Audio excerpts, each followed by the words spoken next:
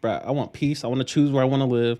I don't want to have to like wake up and worry about, all right, do I need to warm up my car for 2 hours in Alaska, or do I need to worry about hailstorms in New Mexico? Like just foolishness. So I mean, Yeah. being able to move to Florida, have a smooth transition, and then just find something I want to do that brings me fulfillment.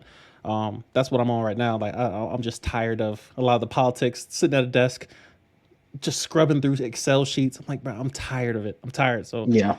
yeah, a lot's changed in the last year or so. No, trust me, I definitely hear you. I got about it's November 15th. That's what the day's supposed to be. But Dang.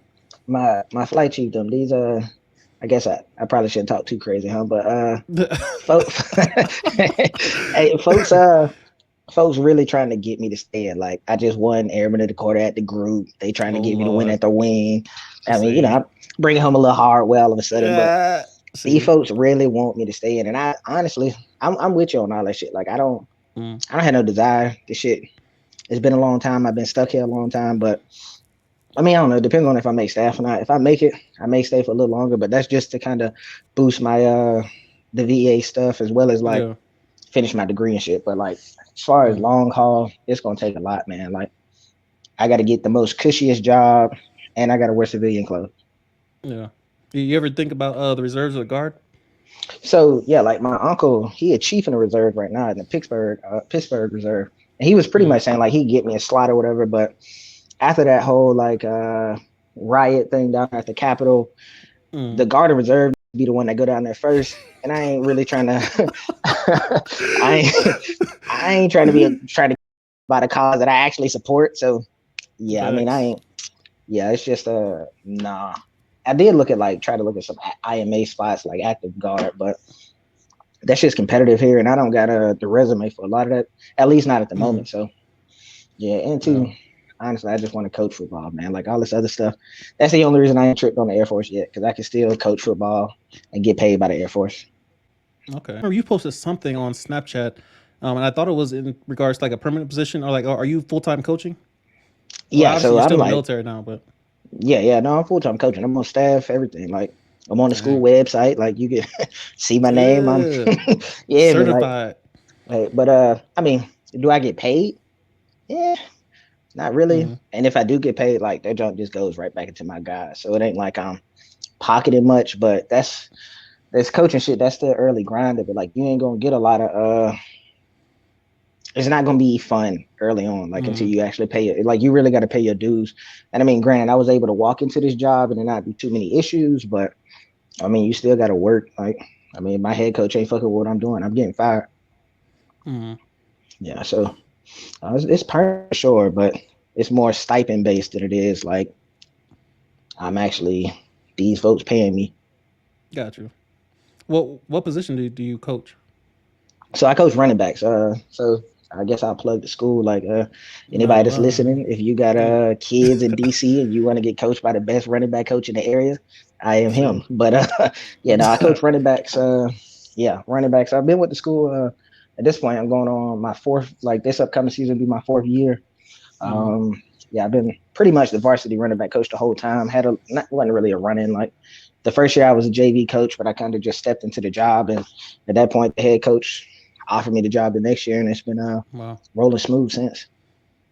You might as well go ahead and plug your website, runningbackcoach.com, something. Hey, it's like we in the works, man. I'm definitely I'll See, come back on once I'm up, man, booming, man. We gonna say look, we gonna we're gonna get be it waiting moving. on like Hey. you got to plug your stuff properly. So is it high school?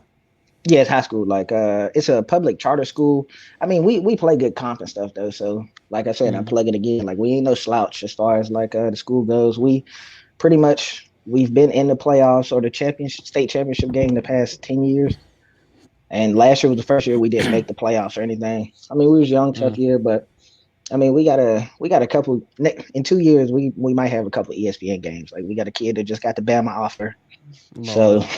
yeah. So yeah, things are moving well. You Things tell are them to come on definitely back, moving well. sponsor something. Buy Oh a yeah, no. buy a And I trophy mean, case. Or, yeah, like I mean, and this I guess I'll just keep plugging, but we got like 8 kids in the league. So like the school mm, and wow. pretty much every one of our kids go to college afterwards. Like we got a pretty solid, probably I say about 85% success rate as far as kids going to school, Like, and that's Mm, school wide. Football players, all the football players go to school. So whether you playing goodness. football or not, you gonna go to school. That's what's up. And then now your resume gonna be on 10 when you start. And then just add your name on that junk. You know, like Oh, first round, yes. Alabama, SEC, something. Start eating Hey, off of that. yeah, no, and I'm definitely like, that's another reason. Like, I ain't, because so I mean, I guess while you're speaking, I just got offered a job at a school in Tennessee. Over Wow. the weekend actually. Damn. It's a Christian school in Tennessee. I can't take it granted because Mm, I'm not moving to Tennessee anytime soon. But right. yeah, you pretty much I had the job. Like, it was cool, but yeah, I couldn't take it. And two, the only like difference, like I'm saying, like, yeah, pay your dues. It was like 40K, and it's like going Mm, from what I make here to yeah. 40K. That's gonna be a life gonna flip upside down. So I don't know. Like, But I it is gotta, 40K in Tennessee though. Like the cost of yeah. living in Tennessee, that's where I joined from. Like Tennessee cost of living is like my rent was 500, everything included. So Oh, obviously DC is on 10. Like they be like, bro, I need your firstborn, bring him in. You know, lay him over there. We'll get to him later. Like it's too much, real bro. life. Like, but I just need a roof over my head, just enough. Yeah, So I that's was gonna different. say you might actually. It's near Nashville, but it was White Plains, Tennessee. I don't know if you was closer there at all, but Never yeah, heard. oh well, yeah, it's like 40 minutes from Nashville or something like that. I mean, granted, Okay. I ain't taking it, but yeah, it's a new school too. But yeah, it's a White Plains. Damn. Okay. Yeah, Dude, do you have a favorite football team? yeah, man. Like, you can't really see the blanket in the background, but I'm a Steelers fan, man. Like, Lord. yeah, I'm a Steelers fan. Like, we rough, but yeah, I'm a Steelers fan. You have any ideas of who might be replacing Big Ben?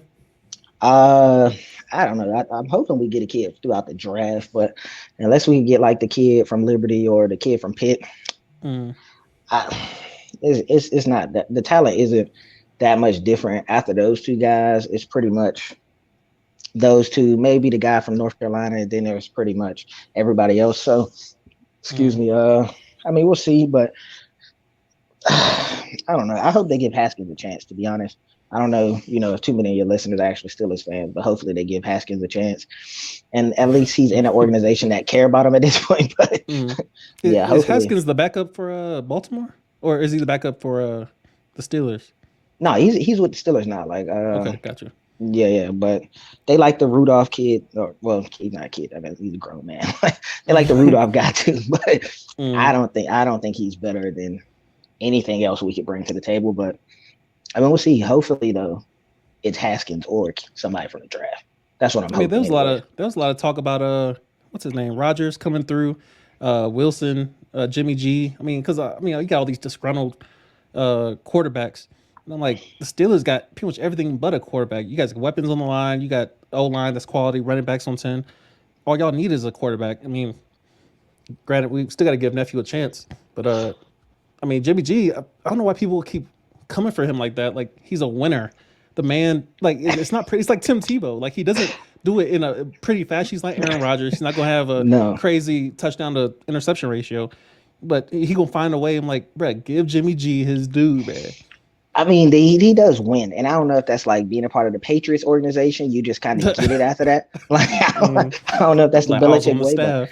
Yeah. hey, like, you just learn it. But no, I do not want Jimmy G in the Steelers uniform at all. Oh God, No why parts. not? Like, no part, because he doesn't win any football games. Like, he controls a football game well, but if we need him to win a game, you're not going to say, "Hey, Jimmy G, let's lead us to victory." That's not happening. I mean, and who knows? Mm. Maybe he gets in the Steelers uniform and he's like the next great thing. But I have no faith, actually, no faith in Jimmy G. I I don't had the want same no energy parts. when LeBron came to Lakers. I'm like, bruh, we was I know we was struggling, but we don't want you, bruh. Stay your behind on the East Coast somewhere. We don't want you out here coming down here with all this politics and flopping. Like it's too much. And of course, now we got to deal with. I mean, Russ is my guy, I and was gonna I've say, defended. like, I've been defending Russ left and right. I'm like, bruh, he has the best numbers. Him and Chris Paul have gotten the same distance in the finals to the finals and lost. They have the same resume, except why is Russ got this MVP over here? Nobody will talk about that, but they say Chris Paul's a better point guard. I'm like, y'all leave Russ alone. But now he over here stinking up all my arguments. I'm like, bro, I can't defend you, bro. Like hey, Russ is exactly who we thought he was. This has a been Russ bucket. the whole time. I'm not like I haven't been on like the kill Russ train, Mm. but this has been him our entire. Every time we watch Russ play, we see his highlights on ESPN. You wasn't watching whole Kansas Oklahoma City Thunder games. Hell You were nah. not watching them because they would look just like this. I don't know about the Mm. backboard shots because I don't know how you throwing that hell off the backboard, but You get it up there somehow. Like, I just and too somebody was saying because I was arguing this with somebody the other day. And he was saying it's he thinks Russ is playing bad because of the expectation that comes with playing with LeBron. Like yeah. you're supposed to be good, and he's Mm. struggling right now. He can't get out the funk because he's supposed to be playing like that. Yeah. I ain't really buy it, but I'm like, at the end of the day, the Lakers, Bron shouldn't have went out there because the Lakers squandering what he could be doing personally right now. Like, Yeah. granted, he's still gonna break every record, so it doesn't matter. Mm. But there's no way the Lakers should be as bad as they are. Yo, No if I was way. Russ, and then this is just my little personal, life advice for this millionaire over here who's doing his thing. But like, if I was him, I'm like, bruh, I would pick the city I want to live in for the rest of my life or for the next 10, 15 years and just go there and rack up triple doubles. Like, just go. Obviously, I ain't trying to go to no dusty town, and I don't want to play in Milwaukee. I don't want to play in Utah. I'll probably go to Miami somewhere and blow up that whole system out there and just rack up triple doubles until I retire. I'm like, you famous for that? That's gonna be your legacy already anyway. And You might as well go there honestly, and be great. because and two, there you're not gonna have as much of the limelight. Like right now, he has a lot of the limelight, and people are killing him. Yeah. If he was playing in Indiana, you would only see his highlight dunks, Mm, and you wouldn't see even when he was at Washington last year. You wasn't seeing a lot of Russ highlights unless they were nah. good highlights. Like so, Yeah. that'd be the difference. That's probably his best bet. And granted, at this point, the Lakers just gonna ride it out because they didn't decide to trade nobody. Mm. But I say power to him. But I mean, what you feel about this Harden Simmons situation? So if I'm Daryl Morey, the GM of the Sixers, you can't help but look at Harden's resume and say, when is he going to treat us like he treated Brooklyn, like he treated Houston? At some point, he's going to be like, yo, I'm tired. I'm gonna go eat some Twinkies. It's time for me to gain some weight. And I'm gonna show up to training camp and I'm trying to force a trade. And I'm like, all right, he was in a tough position trying to get some type of return on investment for Ben Simmons, but he just traded a problem for a problem because it's not like he got like Chris Paul, like he's gonna lead. You're guaranteed to make the playoffs now. You got Chris Paul, in the driver's seat. You got a talented, but it's too much in terms of would I bet on James Harden on anything? No. At this point, I'm not even betting on a step back. Like, can he draw a foul this entire game? Probably not. I'm not betting on him. So it's one of those things where, I mean, you look at Brooklyn and what they gained. Ben Simmons, I guarantee, still can't shoot. He's not going to shoot. But now he has a reason. He has a great excuse that, all right, if I'm playing with top three best player in the league, KD, get him the ball. If I got one of the greatest buckets on the court, Kyrie, for 10% of the games that he's able to play. Ben Simmons ain't got no business. He's just like Andre Drummond. Don't you look at the rim. Don't you dare. You need to grab the ball, chin that junk, and get it back out. So I don't want you layups, no dunks, nothing. So one thing I can give him, his defense is going to be on 10, his length on 10, his passing abilities on 10, his IQ's on 10. So get him running the point. His half court offense is trash. So I mean, they have to run. I mean, Steve Nash going to have to do something to get this team to kind of mesh. But I feel like Brooklyn came out on top mainly because what they're gaining is more. It's easier to control. All he has to do is pass the ball to the open guy, versus James Harden needs to go back to his triple doubles and get Embiid involved. I'm not sure either one's going to really happen smoothly, especially with Kyrie being out half the time. Ben Simmons is he's not another person I wouldn't bet on, but he's going to get you the defense. He's going to get you the length and a couple of dunks if he chooses to take them. He might pass it at the last second or something, but yeah, neither one of them are going to the finals. Neither one of them, in my mind, I don't see anyone beating the Bucks. So I mean, just looking at Giannis and how he's just taking names and just, I don't see anybody beating the Bucks. So yeah, hopefully KD can get his life together because I mean, how many good great players you got to have before you can simply just make it to Eastern Conference Finals, bro? You had all of them. You got all the MVPs. You got all the scores. You supposed to be him. I Yeah, don't know. yeah. So I feel I have a I agree with majority of that. So as far as the problem for a problem thing, I think Philly has way more of a problem out of the situation. One, because like you were saying, James Harden, who knows when he's just gonna be like, I don't really like it here no more. It's cool, but I don't really want to play here no more. I think Right. their offense got a little better in the sense of now they have a pick and roll game that's pretty much unstoppable because Mm, you can't sag it because Harden's gonna hit the three. right. You can't go over because now you're leaving Embiid wide open. Like it's gonna be very difficult to guard them in a pick and roll situation. But now you're begging Harden to play off of Embiid instead of Embiid to play off of Harden. I don't know how well that's gonna happen because Embiid pretty much can do whatever he wants. Yeah. Harden, like ever since they changed that foul rule, Harden struggled all year long. His Yeah. numbers still aren't bad, but Mm. he doesn't look like Harden from 2 years ago. So I don't Yeah. see the I don't know who's going to be the team leader because Embiid's personality, I feel like it still trumps most personalities in the league, mainly because his play backs up his talk as well. So it's like I don't see Harden taking over the team. He's not a leader in any sense outside of points and probably assists, and of course his triple doubles. He might get there close to in regards to rebounds, but personalities wise, I mean, people know his resume. People know they see him from a mile away. I'm like, bruh, you here or you just trying to find the next team you want to play with? Um, so yeah, it'll definitely be interesting to watch. I mean, I watched a little bit of the last Brooklyn game. Seth Curry already trying to get his name on the wall. I'm like, all right, yeah. bro, he's trying to be not just another Curry out there. He's trying to actually do some work. And that's what I was going to say too. On the flip side, Brooklyn, first of all, you got Seth Curry and Andre Drummond. So now you got one a guy that's going to shoot the rock regardless, and he can actually score the rock. He's not. I Yeah, can't see him doing too much like off the dribble stuff, but he can at least get you points if needed. And Andre Drummond, he just going to soak up rebounds because for whatever yeah, reason, he is a super duper rebound guy. Ben yeah. Simmons, on the other hand, I think his problem is now fixed. Like the problem he had, that goes away because his issue wasn't with the team; it was with Doc Rivers, Morey, and the rest of those guys for the way that. All the Well, I wrong guess it. people.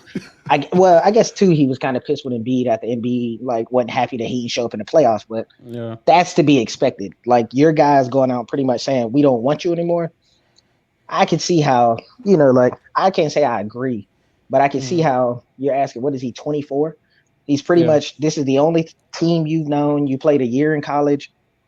They drafted you first. You think they Mm. love you, and then they pretty much say, "Yeah, well, fuck you." Like I don't think he Mm, understood the business aspect of it as far as relationships went, and that's why he was in the tank early on. yeah.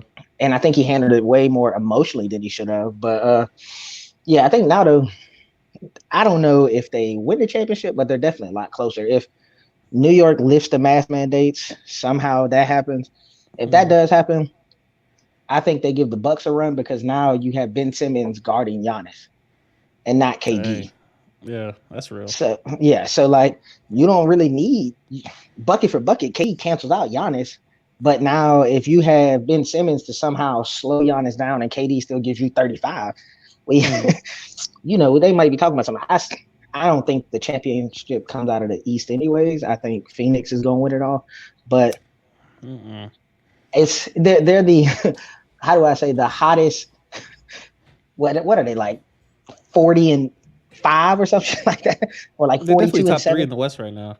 Yeah, like they have. I think they have the best record in the West, and nobody's talking about them. Like there's some slack. So as long as Chris Paul stays healthy, that's my hot take for the championship. But And he's just as old as LeBron. Like the amount of pressure that is on these old dudes to like just somehow like you got Giannis who still got milk on his breath. The man he's just fresh out of high school, so his yeah, energy's on 10. KD, he's not that. He's like early 30s, and I mean honestly, in terms of how long you're actually going to live, 30 mid 30s is not really that old.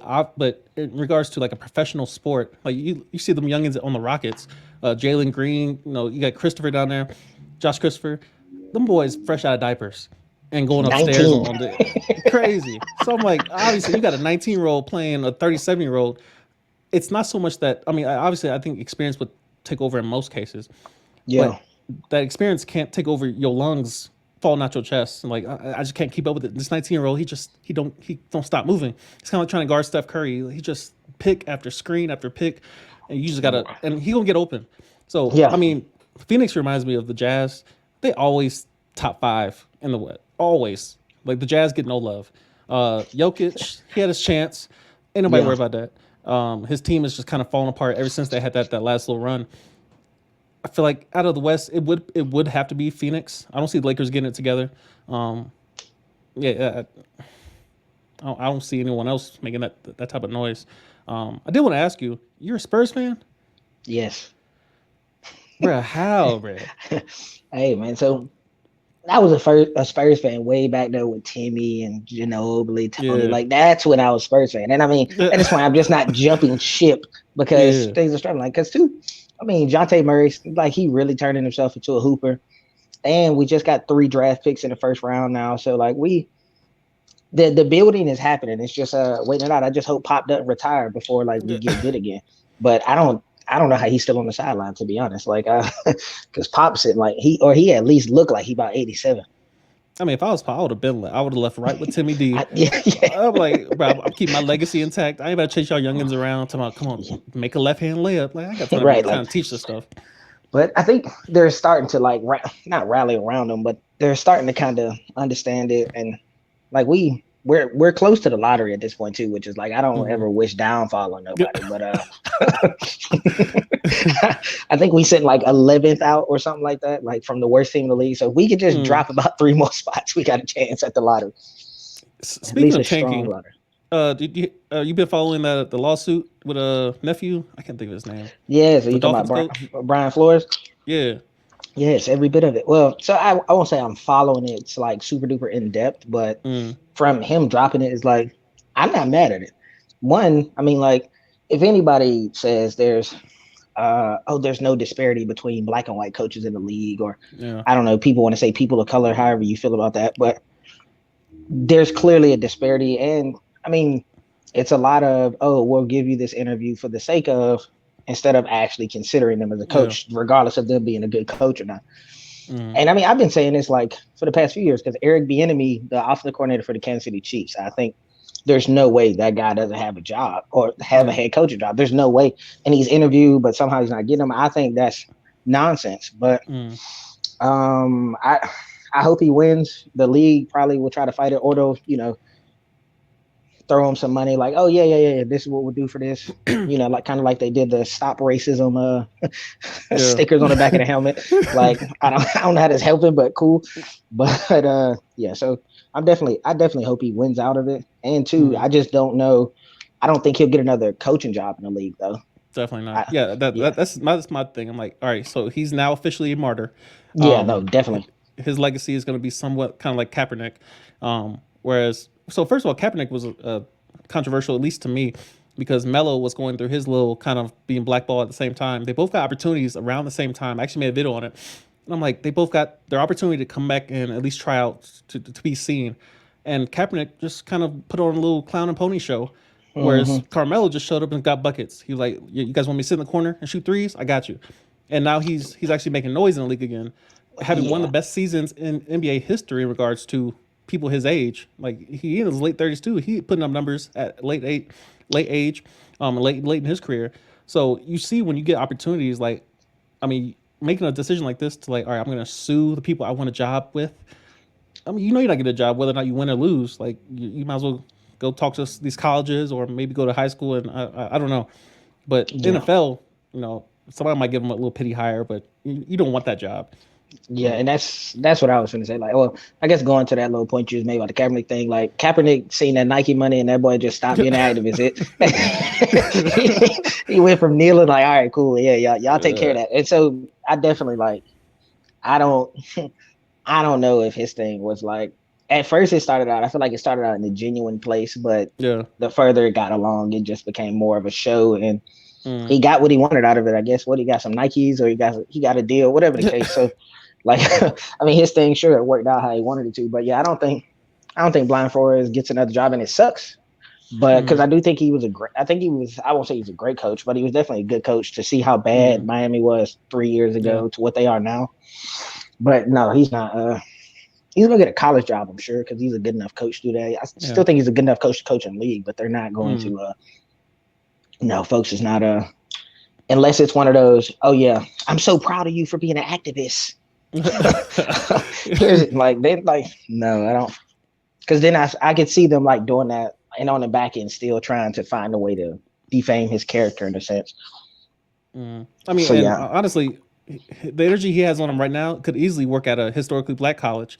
Take all that energy you got for your people, and go help out one of these programs, and you bring all this recognition to one of these schools, kind of like Deion Sanders and I think it was Hmm. Hunter, like I think he was the number one corner or Yeah. receiver. He plays both, but like bringing that attention to historically black colleges, I mean, it does have some merit and it's social currency as far as I mean, you may not get a job at the highest level, but you're still getting paid millions. Like Yeah. going to one of these colleges, you still get in the bag either way. You just may not be on the national stage, every Sunday. So that's definitely something that I doubt he'll see on this channel, but I'm sure somebody's whispered in his ear, like, all right, bro, you got offers over here, you got offers over here. So maybe Yeah, something can no. come out of And too, the way like HBCUs are starting to, granted, I mean, it was a good thing that Deion Sanders kind of did what he did. I don't know how long he's gonna stay because that. I mean, them Power Five schools got a lot longer money than Yeah. let's say, Jackson State, but mm, just the amount of I don't want to say, well, I guess the amount of attention that the mm, HBCUs are getting now is ridiculous. So it's like that would definitely roll over, and there's a better chance that he'll get some more money as far as like outside donors, boosters, and shit like that coming in, mm, and actually giving whoever he decides to go to money.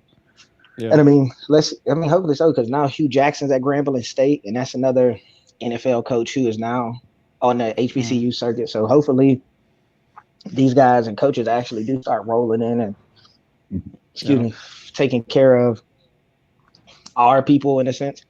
Facts. But I mean, the money got to be there too. I did want to ask you. I want to rewind the tape a bit. Oh It's yeah, been a minute since we actually talked. Um, Donda or CLB? Donda. Period. I didn't even like the name of CLB. Like I was like, this. I don't even like. I I hate it felt this. actually. I'm the exact opposite. What is Don? I know it has to do That's with his his mama grandmother. name. His mom's name is Donda, That's what I thought. Donda West, something like that. Yeah. short for Deborah or something. I don't know. I, Um, I yeah. don't No. know. I listened to both of them, and neither one of them are on my playlist. Like, so I create Facts. my own playlist, and so I go through everyone's catalog. Somebody else drops something cool. I'll take 10 minutes, hour, go through your stuff, and whatever makes the playlist is quality. At least from a musician's mind, like it's mostly producers I care about. I care about the producer over the lyrics and the ad libs. I'm like, all right, cool, but who's the producer back there working? Like, I want to see what he Yeah. did. And in most cases, I think one song from CLB made one of my playlists, one of the little, uh, Caribbean type beats. But other than that, they're both kind of mid to me. I mean, I'm not a huge fan of either one of them. Kanye's old stuff, when he was, collabing with Jay Z, uh, that's about it in terms of like both of them. Like, I don't know. Yeah. No. CLB got I think one play. Excuse me. Got one play fully through. I think I listened to it one time through Mm. at best, and I was like, I think I played that Kanye jump three times tops. Neither they both hella mid. Like neither one of them are like shit that I'm playing now. But I Yeah. mean, they both got plays. But I definitely like Donda a lot more than I like CLB. And I don't really. I'm not as much a Drake fan as like one would have Mm. said back in the day. At this point, I'm just kind of like, if he drops, I'm gonna listen to it for sure. But Yeah. I'm not heavy duty on the. Oh, I need to be listening to this new Drake. True. Do you have a favorite artist right now? Comma. Uh, do you listen to somebody currently that you think might be slept on? My favorite artist, I'm pretty sure, without a doubt, is Kevin Gates. That's probably the guy that gets the That's most real. plays. Mm. But as far as a rapper, I think is definitely slept on. And I mean, I guess he's getting more recognition now. But I say Reason. He signed a Mm. TDE, and if you haven't listened to his stuff, I think it's great. He's probably Mm. maybe like third on my list of people that begin listening. I've been listening to a lot of G Herbo lately too, and that's not Oh. normal, but we Yeah. gym a lot with that, so that's normally like gym music. But yeah, Speaking of Kevin gym, Gates, no question. speaking of the gym, you be in the gym like 4:35 every morning. Hey man, like Is it's that coaching, early. or you just out there trying to eat a little bit? Oh no, man, I'm trying to get chest naked, man. You already know how it Yeah, is. I'm trying to be chest naked, man. Like that's a fact. yeah, no, it's early morning workouts, like 4:30. I'm up 4:25 ish, 4:30 ish, and I'm in the gym by 4:45 pretty much Mm, every day. Like some days, yeah and nay, but I still try to, if I don't get in there, I try to knock some cardio at the end of the day. So right now I'm on 2 a days though. So I'm gym in the morning, cardio at the work before practice. mm. And yeah, man, I'm trying to get skinny because we ain't really got to that part of the podcast yet, but it was I was up there, boy. Shit was tough for a while. Yo, listen, I'm on. So first of all, I got a PT test tomorrow. So we're gonna be testing out a lot of those alternative methods. I was gonna say, like like walking is on there. They got crawling. They got a sleep test that you can just sleep your way through the PT test. We, they got a prayer mode. Like if you pray hard enough, we'll let you pass. But I'm actually doing skill bridge.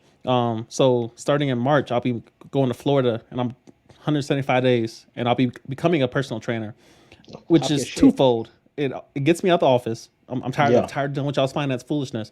But secondly, it also kind of forces me. I'm like, all right, if you're gonna be a personal trainer, you're gonna be a fat personal trainer, or you're gonna change your life, and you're gonna be in the environment so much that first of all, you're in Florida.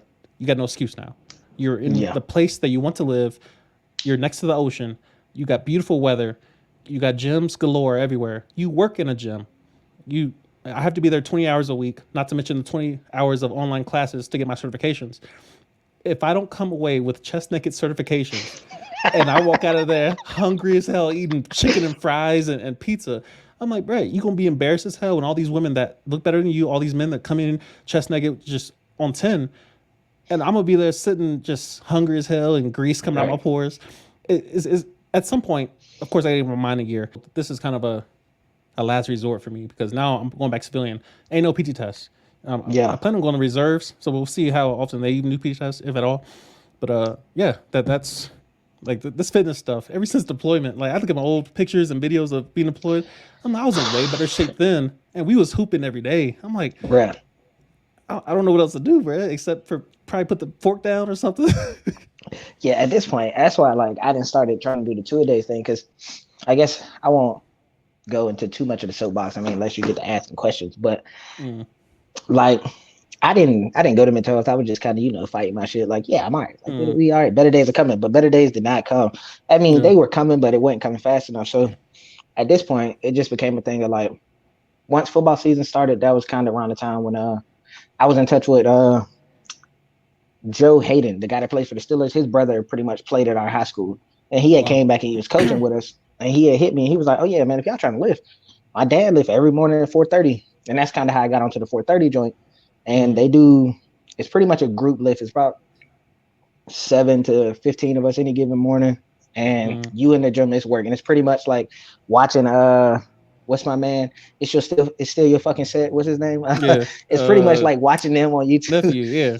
Yeah, but it's pretty much that every morning, Mm. like because his dad is like 53 Fletcher. or That's something his like name. that. Yeah, like CT Fletcher. Yeah, like Yeah. his dad's like 53, and I'm talking about dude is jacked. Like Yeah. and he works out in jacket. I mean, the hoodie pretty much every day. But the Mm, couple days that he takes his hoodie off to lift, it's like, bruh, that's fucking ridiculous. And he's 53. So it's like me at 28. There's no reason yeah. why I can't look half way near that. Like, even if I don't get all Just the give me way a there. little Cause bit of like just a facts. little bit. But yeah, like definitely looking at those deployment pictures because I was definitely taking pictures in the morning because I got starvation abs and all this other nonsense. And Mm, then going to now, it's like some's got to give, man. Like definitely some got to yeah. give. And two, that gym shit, like working out in the morning, definitely has put me in a place of like mentally, I'm Mm, able to like get over all the extra whatever's wrong with me. It don't matter once I leave the gym because I'm not even thinking about that shit no more. So that too was another reason like that it just helped. But no, I definitely like because I was about to ask like what your Skillberry situation was, but no, that's mm. dope. Like the train thing, I'm definitely coming down to the gym whenever I get whenever you get to working, I'm coming Say down. less. Say Definitely less. coming down. But yeah, no, it's I think it's good that you're doing it because you putting yourself in this uncomfortable situation, but Mm, it's you see the way out of it. You have to work out because if not, ain't no yeah. way in the world you finna be who gonna want you as a trainer. I'm like, got the worst. I'm like, your body's your resume in this space. So like, you can't just Yes. show up looking, especially like with all the beaches and like it's a culture in Florida. And of course, I've been going to Florida constantly, pretty much 3 or 4 times a year. My boys stay down Hmm. there, so I got a place to stay every time I go, and it's a cheap vacation. A couple days of leave, I blow it in Florida. So like just seeing the cult, you go to Miami, and I just look around. I'm like, Brad, you don't belong here, Brad. Your body belongs in Alaska. You belong in Hmm. Nebraska somewhere or Iowa. Like these people down here, they earn the right to be halfway naked on the beach. So it's not all about that, but it's something that I mean, in terms of my personal goals, my long term goals, that's the one thing that just sat there. It's sat there on top of the list. Every New Year's resolution, I'm like, bro, this stuff still ain't been updated. It still ain't Hmm. changed. You get to a point where, like, I had a trainer when I was in DC. That didn't work because the eating. It's always been the eating. So I feel like now that I have a lot of momentum back, especially in regards to like doing podcasts, something that I started way back when I was in the dorms. Officially, I Yeah. started my podcast, but you're my fourth or fifth guest at this point. But it's all happened in like the last couple of weeks, ever since my breakup, and then now with being on the pill at the same time, everything's starting to click, and I'm like, I need everything to click, but I need the fitness, the aesthetics, the to look like I work out. That's probably the biggest thing. And I'm like, I'm tired. I'm so tired of putting that on my list every year. Every Yeah. year it's the same. All right, this year it's gonna be my year. Summer's around the corner, so I mean, starting in March. I mean, obviously, summer will be around the corner, and I'm very hesitant to say anything, motivational and like, oh, I'm about to get in shape. I'm about to get on 10. I'm like, nope. I'm just gonna go and I'm gonna try to meet the demands of what that job requires, which means I need to work out, I need to eat right, and then I need to be knowledgeable. Not only what I've studied on YouTube and from my experience, but also learning the books, learning the coursework to get the certifications, and then be able to help other people while helping myself. So I feel like the environment alone is kind of like you can't not learn how to salute, learn acronyms if you're in the military environment. It's going to happen over time. Hmm. So being in that environment, I feel like I'll just assimilate to a healthy lifestyle, and hopefully, Right. through osmosis, it just kind of takes over my mind, and I don't want any sugar. I don't want any junk, man. Take the pasta. So hopefully that works. But if not, then I'll just be the fat person coaching people in the gym. Hey, like, and well, I was gonna say too, like, the only, I mean, granted, I can't give you too much advice, right? Because if I told you, but I was on a scale, you'd be like, "What the fuck?" But like, we working, and that's all that matters. But Facts. I would say the biggest thing is just like, I don't know if necessarily you have an issue with it because at this point you do your YouTube videos damn near every day. You're doing Mm, something that's building your brand every day, so it's like you're used to it. But it's like wrong one building a day. Like I think that's the hardest thing to get over early on. At least that's my thing because I ain't even been in the gym consistently. Like once my grandma died in January, so once damn. I got back, like top of the she died top of January. So once I got back, my thing was pretty much like every day I'm gonna be in the gym, and Mm-hmm. not necessarily like on some her stuff, but it's just like personally, I know I need to be in there. Yeah. And it's like days I miss, but like a couple things that I've just like been listening to and stuff. Like one of them to do was like just don't miss 2 days in a row. Like it doesn't matter if you miss one, but Mm-hmm. don't miss 2 days in a row because now you're creating a habit on the opposite end, and that's not like it's way harder to go to the gym after you miss 3 days than it is if you miss one. So Yeah. that's pretty much like that. And just remember, like that shit don't happen overnight because I pretty much quit stepping on my scale because I'm like, bro, this shit just be pissing me off. Right. Because I'm like, bro, how have I not lost, excuse me, any weight? But it's like, I mean, taking these little project pictures, progress pictures, and too, I know like once my arms start getting bigger, the gym is Mm-hmm. starting to work, and I Yeah. just kind of use those as telltale signs instead of stepping on that scale because that shit be about to break my heart every time I step on it. That's bro. I had a scale a while back. I threw that junk out. I was like, you know what? You're not serving me, bro. I know what I look like. I look in the mirror. If the mirror tell me I'm alright, then I'm alright. And then eternally or internally, I'll let the doctors do their job. Um, but yeah, I did want to segue. It's kind of a weird question, but what has you excited right now? What has your attention currently? Um, so I would say it's a lot more in the money space. Like so one of the things you can look into because well you already started skill bridge but it's called a hiring our Mm, heroes.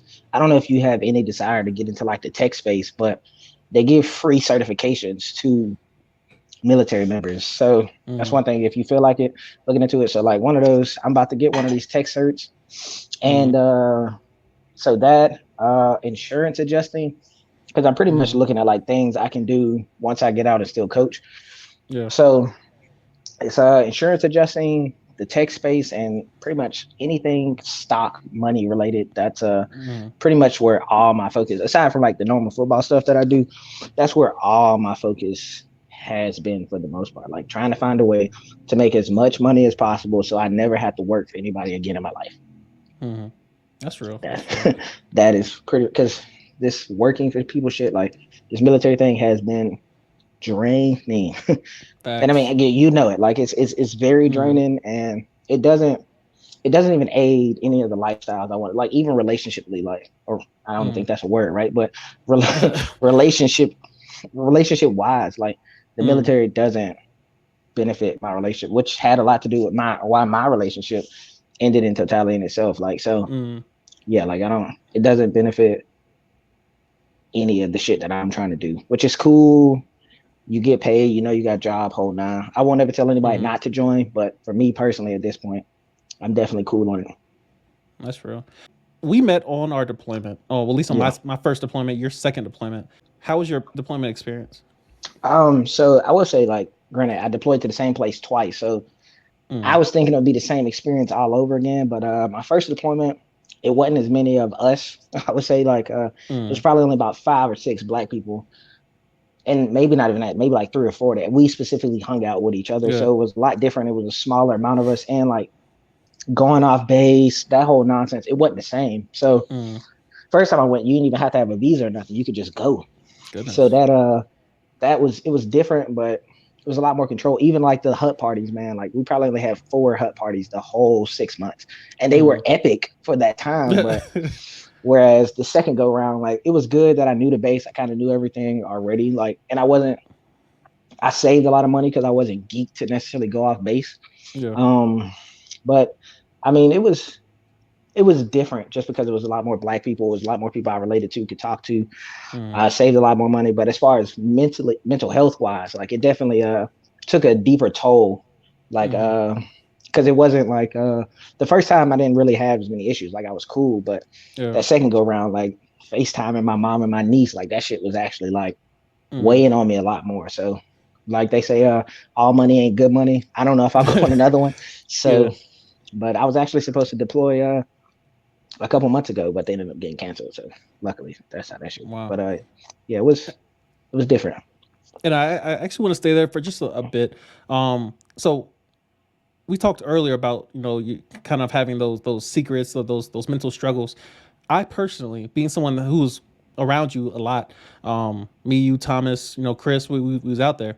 Um, I did not have a clue whether or not you were struggling or not. From what I saw, from the way I experienced you, it's just Carter. Carter, he turning up, he over there, he doing his thing. But there was never a moment that I thought, yo, he look like he's struggling, he going through something. Now I had my moments too, and it's a little bit more documented, mainly because I was making videos the entire time I was out there. So I Mm. had my moments where like Game of Thrones got me through I watched the whole series by myself for the most part. I was doing a lot of vlogs. I was hyped to be in that region, so I was going off base trying to get as much footage as I can. Um, Emirati Palace, going to Dubai, all those things. So I had some good distractions, but for the most part, it was some ups and downs, but I didn't struggle that much. Um, but talk about your experience in regards to mental health, mainly because I had no clue, and I find it kind of interesting. I'm kind of glad that I know now, just so I know to check up on my people more often, because I do consider you an amazing friend, especially someone I met on my deployment. Like I've had some deployment opportunities as of late, and of course I missed them because of my mental health issues. But yeah, talk about your experience in terms of mental health and how you got through that. So I definitely think it's a lot of one. I mean, and it sucks, right? But it Mm, was like the whole not wanting to be a burden thing, because mm, I didn't necessarily feel like it was necessary for me to stop one of the group functions we have, and like everybody trying to watch a hood movie, and I'm like, hey guys, hey, quick question. I just want to tell y'all I'm struggling at the moment. yeah. So I think a lot of it was just not wanting to be a burden, and I think trust played a lot into it, because Mm-hmm. at first, like I was just like, and I mean, I don't even know if you remember, like, because we met, like, honestly, on the like packing the bags off or taking the Yeah. bags off the truck. But Mm. outside of that, I was real, like, when I first got there, at least, I was gym in the morning, work, Yeah. eat, back to the room, and I'm like working on school, chilling, whatever. So I wasn't even trying to necessarily get out because that was my plan from the jump. I'm just trying to come in, Mm. wash my hands, do my job, and get the fuck on. But Mm. so I would say trust, like the not wanting to be a burden thing, and two, I mean, it was definitely the people around me. Like we had a lot of good vibes, whether it was me, you, Yeah. Thomas, and Chris, me, Newton, and them. Like Yeah. anybody that was around, it was all good vibes throughout. Like it wasn't a lot of bad situations. And two, Mm. I was able to play a lot more of like I don't mind helping somebody work through their shit because this Yeah. ain't my first rodeo. So I think it not being my first deployment and finding like I guess joy through other people that Mm. definitely helped. And it wasn't the best thing, but two, I was a lot more involved at home, so I was calling my folks a lot. Like seeing my niece was pretty much like that shit was boosting morale. Then I got some Mm. Chick-fil-A Polynesian sauce in one of my care packages, Ah, and see, that messed and around. and some Snickerdoodle cookies. Them things It's them things faggot. definitely helped out. So That's yeah, that funny. was probably some of the things. And two, it was really like the sense of I ain't trying to be no burden on nobody else's life, man. Like, cause I know folks, a lot of folks was going through stuff out there. So Mm. whether it's back home, whether it's relationships, so or even there, like, Yeah. cause I mean, as we seen, there was a lot of relationships folks had going on there. So it's like, Mm. if you beefing with your little short there, I ain't trying to throw some more stuff on you. But yeah, so I think those was some of the key factors, and just the ability, perks of the military to compartmentalize things and Yeah. only focus on them when you have to. And Mm. I was doing so much to the point where I'm not thinking about this at all.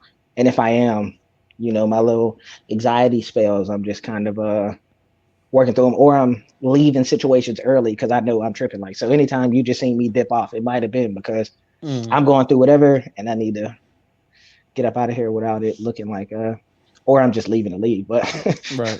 all of it looked the same.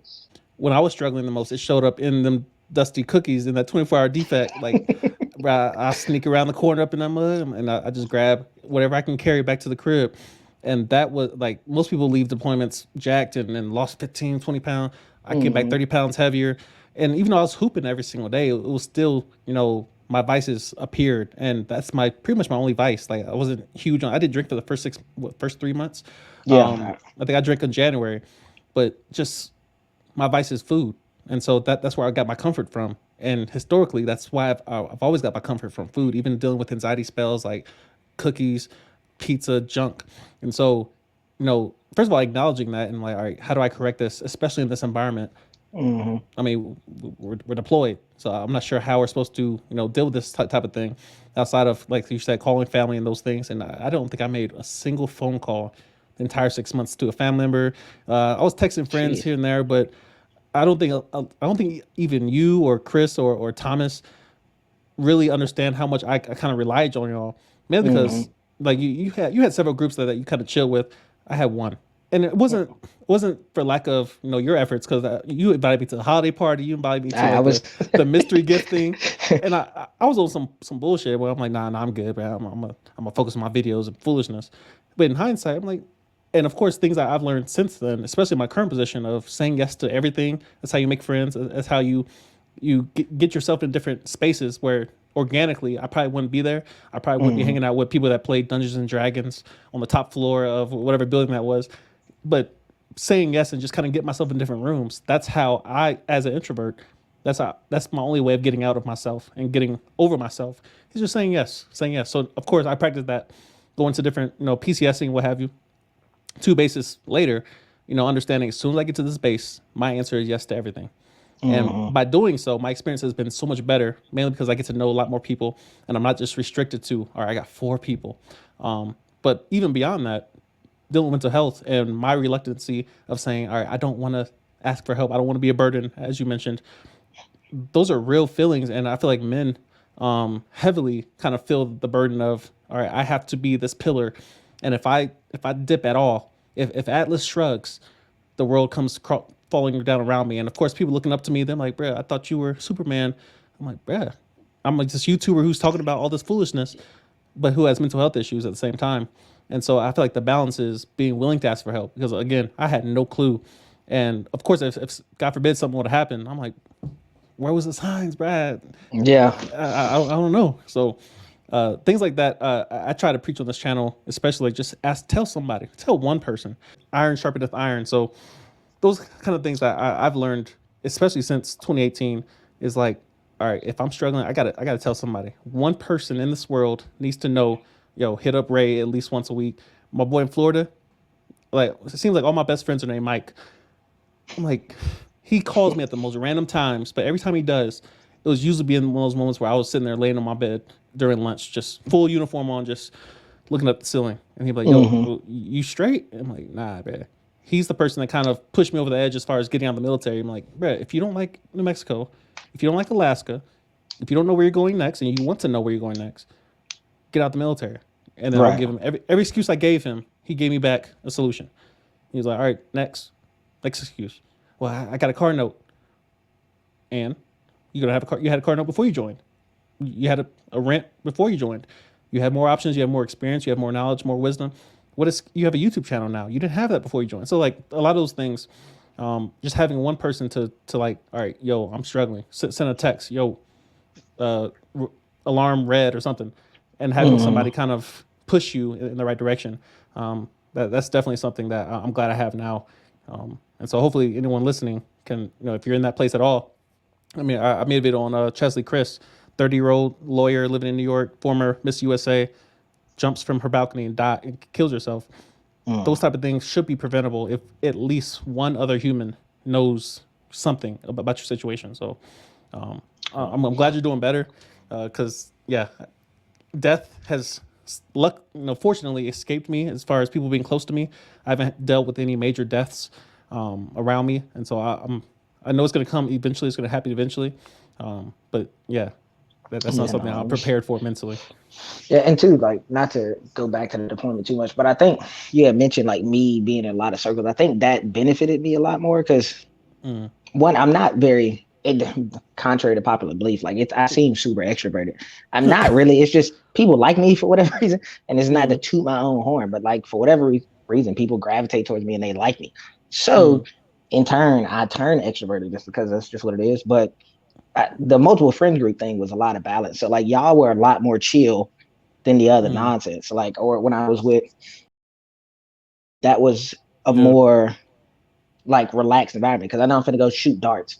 Like that mm, is I'm relaxing. Like I'm talking shit, but I'm not yeah, in the party atmosphere where I'm like yelling, screaming, and all this other yeah, nonsense. So it's like having the, or even with Sedgley, like I'm about to, mm. me and this man gonna be That's on a my Zoom guy. call. Hey, that's Yeah, my dog, man. We gonna be on a yeah, Zoom call this weekend. Like me and him still talk to this day, and that's not somebody coming into the deployment. I thought like I'd ever talk to this guy again, but like mm, through the deployment, like we actually became friends. And so it's like the yeah. multiple friends thing, I definitely think helped. It helped me a lot because I didn't have to. If I was constantly with the like upbeat nonsense, I wouldn't have made it through. Because that's not. I'm a lot more chill than I am going out. It's just if that's what my people are, True, true, I'm true. not gonna not have a good time. But and, yeah, no. and luckily I've been surrounded by people like yourself, and I mean I've always kind of seen you as an extrovert, mainly because you have that next gear to go into. Like Thomas, the most dancingest fool you ever meet, the most singingest, just always on 10. She got that one AirPod in, and she's just going, Man, I'm talking about and just then so. just can't stop moving. And of course, if you see me on the dance floor, I'm like, bro, unless I'm on a basketball court, I don't know how to dance. So Yeah. like unless I'm doing sports, my body doesn't do all that extra stuff. Nor can it because I've tried. I've been to every club in DC. And like my body is just stiff as hell. And of course, dancing is like one of the most greatest expressions of freedom.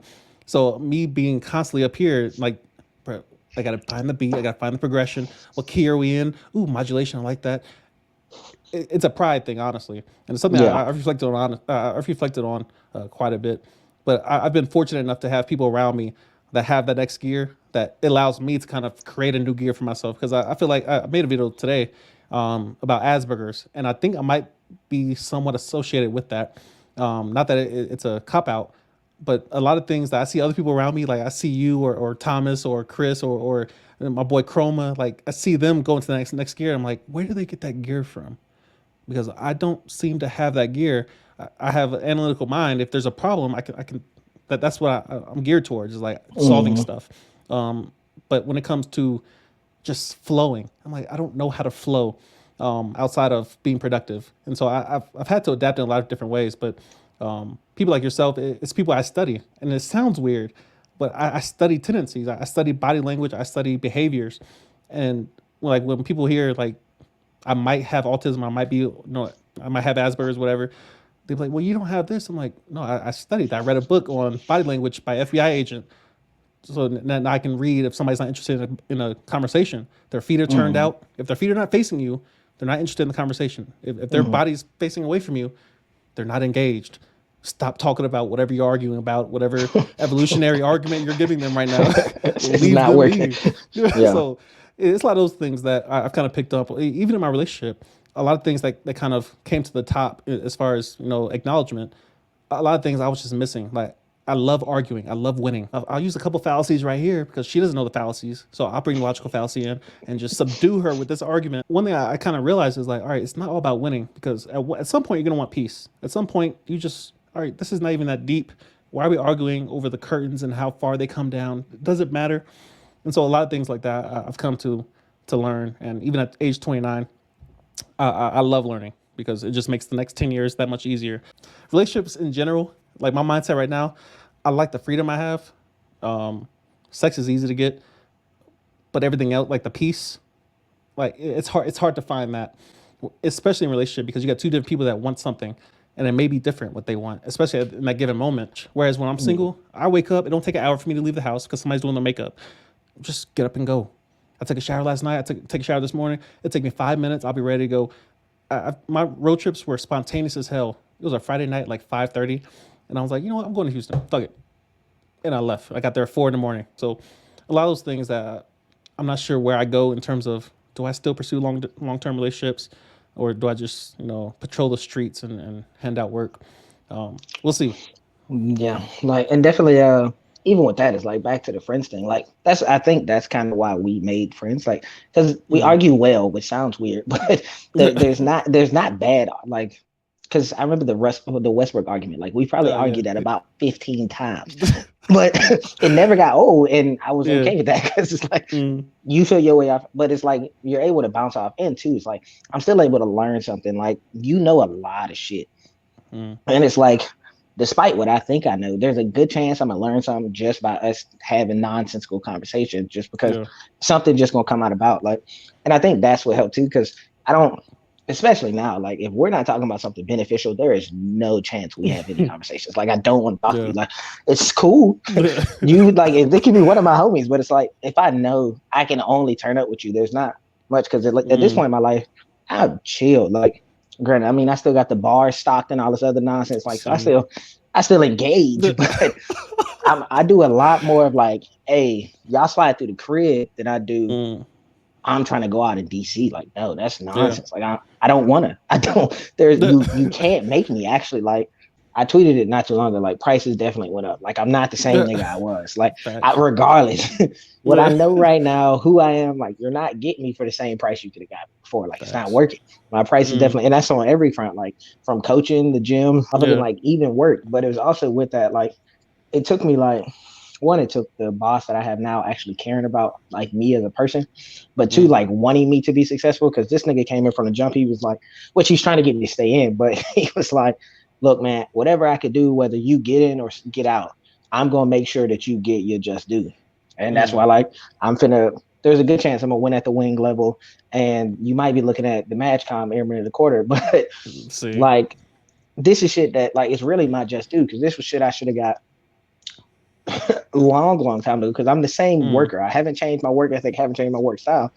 But it was the thing of like running myself into a lot of like I deserve this shit, like I'm supposed to have this Mm. shit. Like and that was kind of changing my mental, which is why like the gym is starting to work a little bit better for me. It's like the scale ain't moving, but I'm starting to look at it from a standpoint of like I deserve to look good. I deserve to be in the gym. Like I deserve this shit. Like I'm supposed to have this shit. It's not this ain't by coincidence, it ain't no joke. None of that shit. And that was helped as far as like me throwing myself in that position. Facts. That's kind of what I'm like at with everything. So it's like at this point, I refuse to let another nigga outwork me because I deserve to be in these positions that I'm put in. Yeah. DJ Academics, I see his rise from where he started with, the war in Chirac, and working his way all the way up with just Instagram and YouTube, and just kind of building his own way, finding his own way to now signing a deal with Spotify and everything in between.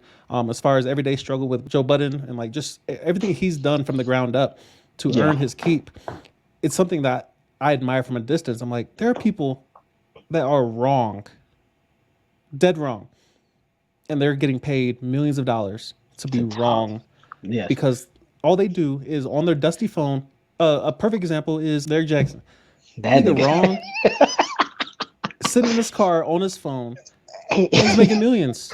And was And telling I'm niggas, telling women about niggas that he was. crazy. And I'm like, it's that easy.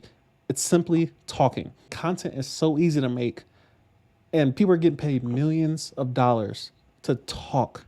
I'm like, there's no way in the world that Carter can't do this full time, that I can't do this full time. They're paying out $13 billion a year to creators. I need to tap into that. Starting is the biggest piece. So yeah, we'll do a little Air Force stuff for the people listening. So yeah, where are you from, and what brought you to the Air Force? So I'm originally from Pittsburgh, but I grew up in South Georgia. So if anybody knows what Waycross is around those parts, but I ended up joining because honestly, my folks split when I was about 10. So I had the chance to go play college football. I mean, I'll jump on that soapbox if you want me to, but it was a lot easier, to go to the Air Force. I figured I could go make some money and end up Mm. helping out back home if need be. So I saw you that was pretty played much it. basketball and football. What was it in high school? Yeah, I actually ran track and played baseball also. So like Okay. I dibbled and dabbled in a lot of things, and I guess the football soapbox, like I had two offers coming out of high school, nothing Mm. crazy. It wasn't like I wasn't going D1. I was never going D1. It was like a D3 school. And I don't even remember what the other ranking was or the other one, but I got hurt my senior year. I broke my Mm. foot, so I was out for like a month and a half. And honestly, I should have went and played college football, but I was kind of afraid that I would get there and get hurt again, and that kind Mm. of pretty much fuck up my life at that point. So it was a lot easier just to go to the Air Force. And then I joined the Air Force, and I won about four flag football championships, a couple in season tourneys. So yeah, I still See. got off. Like Oh I God, still got off. Yeah. you gotta feed your family somehow. Like I mean, I got a couple pieces of hardware. See, how long have you been in at this point?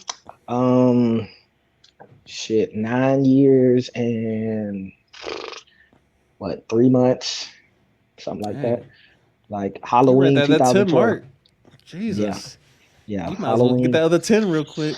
Stop playing with it. That's steep. That is See, steep. at least do it in the guard of reserves. Like, just I'm sit back contemplating it though. Like, 2 days a month. Well, you can't beat that. like it's Retirement at it. 60. Yeah, that's the part that I don't like. I'm like, that's pointless because it's like retirement at 38 or retirement at 60. See, my thing is keep that cat card. That's what I want. When I go to Delta and I show them that cat card, I'm like, listen, I need you to help me out with that TSA real quick. And they say, oh, man, we're gonna upgrade you, sir, and then I get to board No, the plane first. I'm that's like, love. facts. Like, There's something about that cat card that I'm like, hey, a cool. I didn't even know this plane had curtains, and I'm I'm like, ooh, the seat recline. right. Let me see something real quick. That's real. So yeah, you're stationed in DC, Bowling Air Force Base. What is it about Bowling Air Force Base that you would want people to know? I don't think most people know it exists. Most people have heard of Andrews. They've heard of the countless bases in DC, obviously including the Pentagon, which is more of a installation than just a building. But yeah, what would you say that most people don't know about bowling that they probably should know? Um, I personally think bowling is the depending on your job, it's one of the Air Force greatest kept secrets in a sense. Like Mm, so my job, and we'll get kind of into it more. I'm medical public health, so my office is small. I don't. Well, it used to be big, but pretty much it's dropped a lot. Like we had 14 when I first joined, and I mm, guess this is a good time for me to plug. I've been at bowling for April, so 2 months it'll be 9 years. I haven't PCS anywhere, deployed twice, but yeah, not a single PCS out of me. But it's that is definitely one of the crazy. greatest. Yeah, like one of the greatest kept secrets because you get paid a decent amount of money, not decent, but a Facts. good amount of money. Like you get paid probably it's top five bases as far as pay goes throughout the Easy. Air Force. Like Yeah. if not top three, like Mm, LA, San Francisco, Boston yeah. is up there somewhere, but DC is right there. Like, so workload wise, you're not gonna work as hard. The base is really small, so you don't got to worry about a lot of nonsense as far as like if you do got to go over to the Navy side of the base. It's not super far. It has Mm. the Air Force band and honor guard, which is not stuff that like I didn't even know a band existed until I got here. Like I didn't even know the Air Force had a band, Yeah. but like real deal got a band. It's not like band flight basic. Like these people real deal. This is their job. Mm. Um, so you got the band, then you got the honor guard, and you can actually, go over there and watch them do shows and things like that. So I think that's cool. But I definitely say just based off of base size alone. I mean, it's a lot of generals here, so a good bit of the generals live on base. You run Yeah. into a lot of officers, so I mean, there's a good bit of saluting, but I mean that's going to come with the territory. But it's definitely Facts. a decent secret because two Air Force wise, if you stay in the dorms, they're pretty much trying to condemn the dorms. So you might only be in the dorms like 6 months to a year before you be able Facts. to get some money. So that's that in itself too. Like, but definitely it's a gym because workload, you're not gonna work as much because there's not enough people for you to have a crazy size workload. Mm. Cool, cool, cool. Um, I did want to ask you, and we kind of touched on it, but how do you like living in DC? Aside from work, like obviously you're in the heart of everything. There's always something to do. There's casinos, right? You got National Harbor. You couple miles, well, about 2 hours from Philly, about 4 hours from New York City. It's a prime location. Virginia Beach is 2 hours south. Uh, Yeah. how's been your experience? Obviously you've been there your whole career, 9 years. How's that been? Yeah. So I mean, pretty much I got here as a baby, man. So I got here 19. Like, Ah, so like I just turned 19 a few months prior. I mean, yeah, few months prior. So, coming here young, it may be a struggle at first because depending on where you're from, it's going to be a culture shock no matter what. Like, because you're not mm. going to be used to one, the traffic. Like, you a mile and a half could take you 20 minutes if not more. So it's like Mm-mm. getting used to the traffic. That's one thing, and two, I would say coming young, not necessarily. I thank God for the dorms because I was able to meet friends early on and kind of Mm-hmm. click with who the people you click with. But Yeah. if they're over 21 and you're not, like most of the good clubs and things like that, if you like going out, you're missing out on that because you can't get in unless you got fake ID or some nonsense like that. And good luck if Yeah. that's your plan.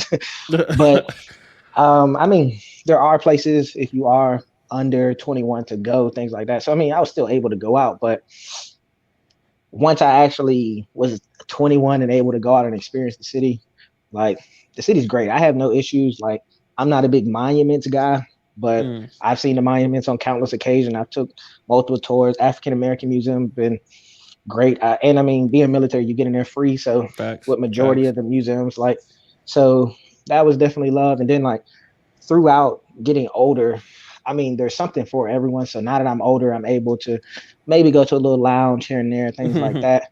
And it's like I'm able to still get the party aspect that I may want with a Mm. lot of older crowd. And then as Yeah. far as living goes, like I've stayed on the Virginia side and the Maryland side. I personally am a Maryland side guy, not necessarily a Virginia side guy, just mainly because this is where I bought my house. But when I Mm. stayed in Virginia, it was fine. I ain't have no issues. You pretty much just got to go across the bridge. It's not big issue, but I That mean there will traffic be though. traffic on the bridge. Yeah, but I mean Mm-mm. in Virginia, it's pretty much everything is right there. Everything is close. Whereas on the Maryland side, where I've probably been living the past 5 years, you do got to drive a little bit more, Mm. but um, I like it, man. It's a lot.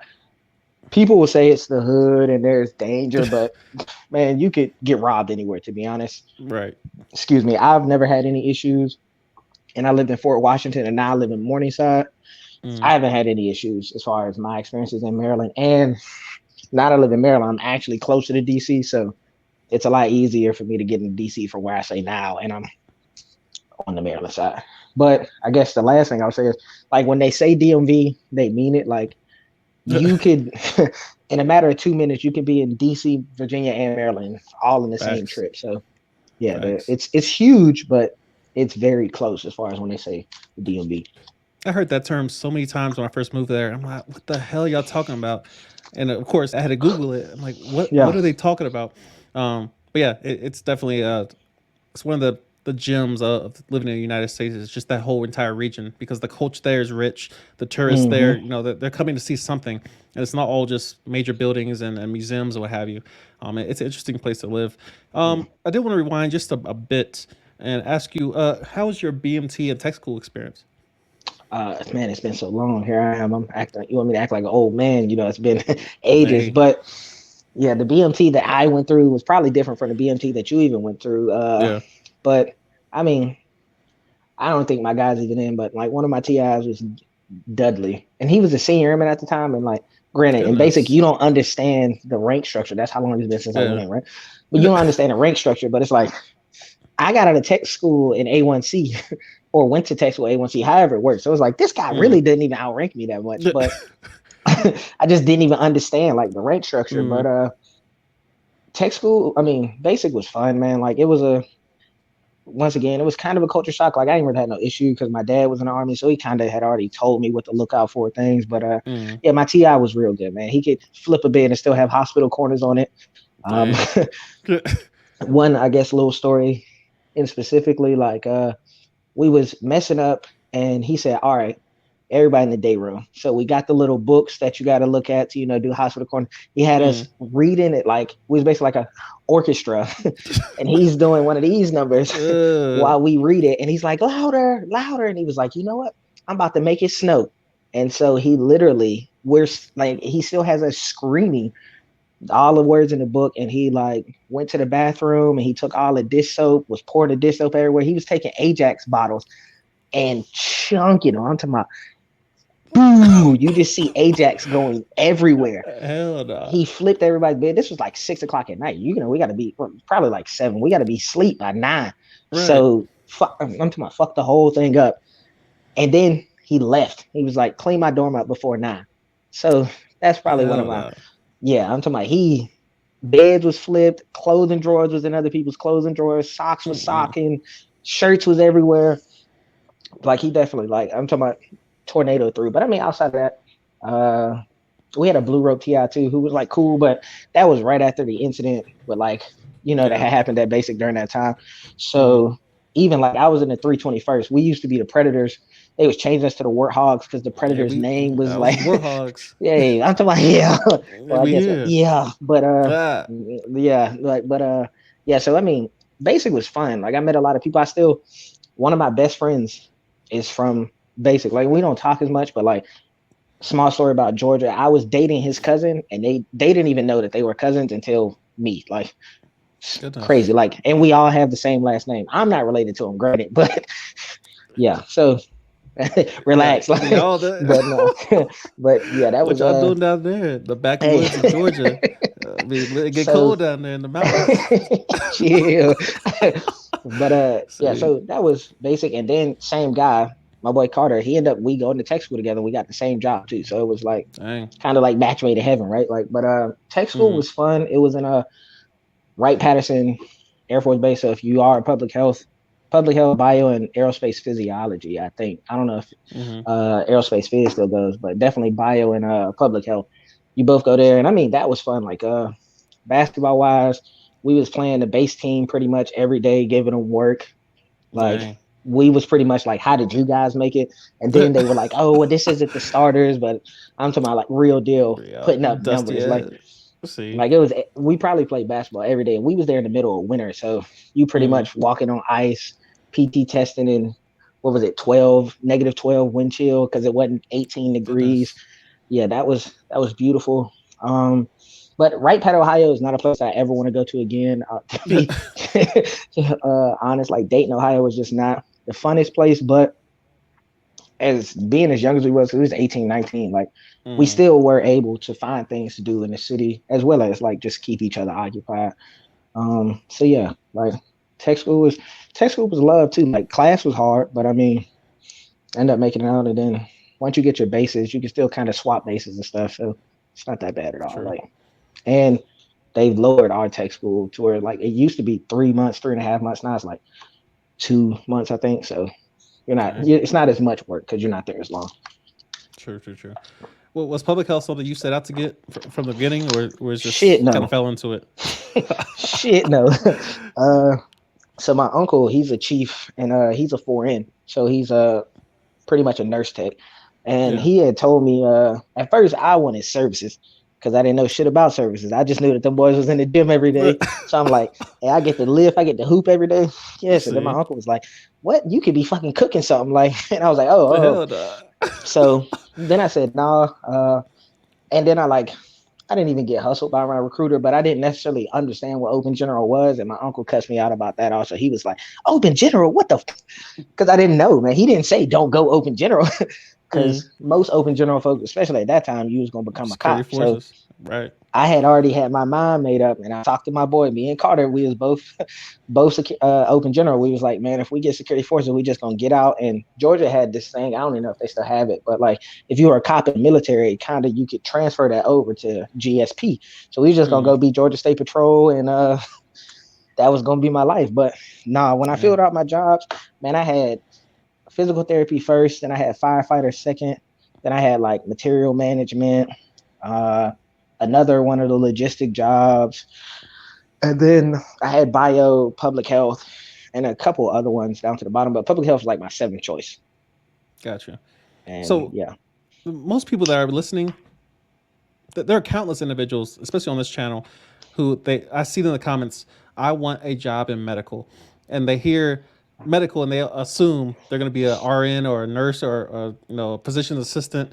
What is public health for those who have never heard of it or just are thinking this is just put yeah. on gloves and goes right into surgery?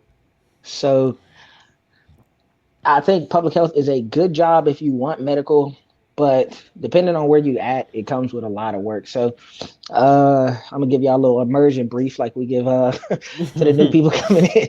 But it was pretty much we're splitting into two sections. It's force health side, and the community health side, com health, whatever the case. But on com side, you talking to people that got STDs, people that got TB, any needle sticks. So basically, if someone sticks themselves, so if you are medical, dental is normally the culprits of this. They stick themselves with a needle that's been in someone else's mouth. Mm-mm. Food inspections, entomology, basically trapping mosquitoes, looking for bed bugs, ticks.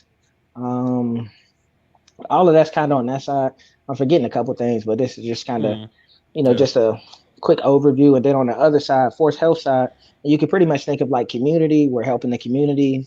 On the Mm. force health side, we're helping the force, which would be the military. But we do occupational health stuff. So anyone who may be around hazardous noise, chemicals, anything of that nature, we pretty much make sure their job site is straight. We do hearing Mm. tests. If their people are pregnant, they come talk to us and we give them the profiles. What else on the force health side? That's pretty much it on force side. Deployments, anyone deploying, we pretty much handle their deployment. So Mm. that's pretty much all of that there. It's medical, but it's kind of like all the jobs that nobody wanted Yeah. just lumped into one. Like, Right. and so like public health it's a general term, but you have about eight different, well, almost 10 different responsibilities depending on Mm. where you work and what your section is. Do you guys handle vaccines? So in the vaccine process, we were more of the people checking the system. So Mm. we put in all the information. So we would put in lot numbers, arm, all of that nonsense. And then the immunizations guys would give the shot and well, immunizations or the nurse techs, they would give the shot. So we was pretty much all documentation. Gotcha. And yeah, public health is a lot of glorified babysitting. Sound like it. Like, yes. What does the average day look like for you in public health? If you want to do a version for yourself and then a version for like somebody who's brand new, day one, showed up from tech school, what was the average day look like for you guys? So I guess to kind of back up some, so medical is a good job for anyone guy wise. If you're interested in finding a lot of women, medical is the place to go. So if that's why you're going to medical, that works because that was my that's kind of why I went in the Stupid. beginning because they just tell you, hey, medical got all the women. That is true, Mm. just in case those are wondering. But ladies, there are a few guys that sprinkle in every so often, depending on the job. See, But stupid. as far as day to day job wise, though, we're pretty much as long as the clinic's open, we're open. Which we kind of have a special situation at bowling. Like I think our clinic's open 7 to 5. We work 7:30 to 4:30. Mm. somewhere around there. But I mean, some days are longer than others. Like I've had some days where I've worked till 6, had to work some weekends. It's not always depending on what's going on. But as far as if you're brand new, like fresh out of tech school, one, it depends on where you go. But if you were to come to bowling, you'll get to visit me. But if you do come there, like you'll pretty much same hours. Like not much changes unless we're doing some type of late tech situation. And we don't even do that anymore. But late tech was just basically we would have one tech stay later because the clinic was open later. So one Mm. person a week would just stay basically 30 minutes later till the clinic closes, just in case they did send somebody over, like True. an STD over anything. What would you say you hate most about being in public health? Um, One, our career field isn't that big, so making rank is kind of difficult. Because it's probably every year testing, we may only have about 140 people testing, which Mm. isn't super great compared to some places that have 700 people testing. So that, and I mean, personally, I hate food inspections. I don't like them. Not a fan of. They're pretty easy. As those who are like going through tech school, you'll realize the food concept isn't hard. Um, Mm. and it's helped me a lot, like as far as cooking. Like I keep a thermometer in my house. I got very good cooking practices. But as far as like going into a food facility that you know may not be good, or just the smell of being in a food facility, like it's just not it. Not that and entomology. Like at least the mosquito trapping side. Because for mosquito trapping, it's not like you're constantly getting bit or nothing like that. But we make this very stinky juice out of like rabbit food and water, and you pretty much we mosquito trap in the middle of the summer, so you pretty much mix rabbit food and water and let it ferment in the sun until it Mm-mm. becomes this real mosquitoes like very stinky water. So yeah, that you That's too make much. yeah, it's gross, but yeah, so those two things probably, and they're not hard tasks, don't get me wrong, but it's still not something I wake up in the morning like, yes, I can't wait to, because the smell of the stinky water juice kind of gets stoked in your uniform too. So Mm. yeah, and if you spill it on you, day's over. That's too much. That's too much. Day is Is over it is public health considered mission essential? wholeheartedly. Good We've God. yeah, we've been working ever since COVID hit. We've pretty much been in the office. Like we did have some split shift situations, but since then we pretty much been it, because everything COVID wise, as far as information, comes from us. So like my flight Mm. chief at the time, he was working crazy hours because anytime the base commander called him, he had to provide an answer for what are the new changes, what's this, what's that. And we had to stay pretty much up to date on all of the changes, because anytime someone called to ask a question, we were pretty much the subject matter experts for that. As well as, I don't know about if y'all base was doing it, but we were doing travel risk assessments for everyone. So anyone that Mm. wanted to take leave had to call us. We had to tell them what the counties was like, what the COVID numbers were like. Yeah, so we were in the mix the entire COVID. Yeah, that's something I'm grateful for. Like before I decided to get out, I was looking at cross training. I'm like, one of my number one things, like I don't want to be mission essential. When there's snow, if the wind is too fancy, if there's anything that says, all right, delay reporting or everybody go home, I don't want to be in one of those positions of security forces or the med group where the worst things are happening in the world, such as COVID or something, and I still got to Mm-hmm. show up like nothing happened. But obviously, we're grateful that someone else is doing the work while I telework and serve from the sheets, Yeah. because that's beyond necessary. I feel like we covered a lot of Air Force. I did have a couple other questions. We talked about it earlier. What is Reiki? Reiki. So, and forgive me if I explain this wrong for those that are into Reiki. So, it's pretty much the practice of measuring and balancing chakras. So, with my session, I pretty much I would lay on my back, I would lay on my stomach, and the whoever is performing the Reiki, I don't want to make their term sound like irrelevant. Like I just don't know the proper term, but Yeah. like they pretty much measure your chakras. So they're pretty much hovering over, each chakra. There's seven, starting at Mm. your pelvis area all the way up to the top of your head, and they're kind of telling you what those levels are, and they give you ways to kind of help that. So if you are struggling with one chakra, and let's say the color is yellow, for example, if the color of the chakra is yellow, you could do things like eat bananas or eat more yellow things, wear yellow stuff to kind of help strengthen that chakra, as well as if you're super duper heavy in one, Mm, which is like, I don't know, like let's say you're black chakra, you're super duper heavy in that one, or brown, super duper heavy in that one. You can wear less or do less things that would force that chakra to be stronger, I guess, in a sense, mm, if that makes sense. Like interesting. I'm kind of spitballing a little bit because I'm still doing a lot of research on it, but Mm, that's pretty much it. I do I was skeptical, like I said, but mm, I think it does, and it's not like something that is like if you're Christian or whatever, it's not going against your Christian values or anything like that. yeah. But it is something that I enjoyed my session. Like I haven't been back, not because I don't Mm, want to, but it's just like I just haven't honestly. Like, yeah. but it is something that I am thinking about going back because too I want to give it enough time, which has been almost a year at this point. But I want to make sure that I'm actively trying to ingest. Like one of the things she said was like my creativity chakra, which was the orange one, was low. And so one of the things she recommended, she was like, do some more things that help you be creative. So I like got a coloring book now, and in my spare time before I go to bed, I try to color a little bit, stuff like Mm, that to kind of try to help that's with the real. creativity thing. Yeah, and I mean, it helps me because too it helps like wind down before I go to sleep. But yeah, so stuff like that. Got you. So yeah, the rest of these questions are kind of random, mainly because when I thought about Carter, I'm like, what kind of questions would I ask Carter? This one I can't remember exactly where I first discovered Hennessy, but I think I think you put me onto it while we were deployed. When was your first drink of that yak? Oh, that dog. See, Goddamn, probably, man. Like, I would say, maybe probably like early in the military, so like 2013, mm. 2014. So not to say that I was drinking underage, but I'm a grown man now. But yeah, so Statute yeah, of probably like, limitations. oh yeah, like can't get me now. But See, yeah, definitely probably 2013. Like I was a clear guy for a little while, mm. real like real Ciroc-ish.